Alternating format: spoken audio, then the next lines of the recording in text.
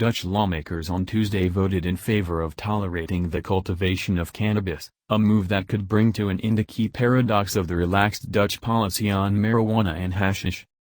Buying small amounts of pot at so-called coffee shops has long been tolerated in the Netherlands, but cultivating and selling the drug to the coffee shops themselves has remained illegal.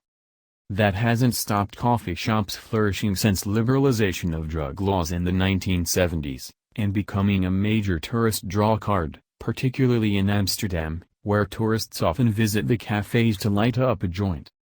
A narrow majority in the lower house of the Dutch parliament voted in favor of the new law that would extend tolerance to growers as well as smokers.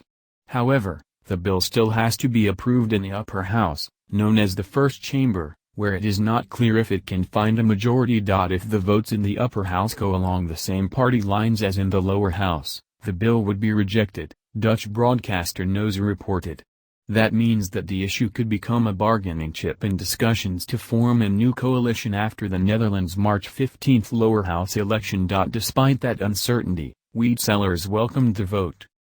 It is good news for the coffee shop industry because it will finally, if it passes the first chamber, put an end to a lot of stuff we can't organize in a normal and transparent way, said Joachim Helms, chairman of the coffee shop union. Ahead of the vote, Alexander Pechtold, leader of the D66 party that drew up the legislation, said it would allow quality checks on cannabis crops, free up police and allow authorities to levy taxes on the huge pot-growing industry.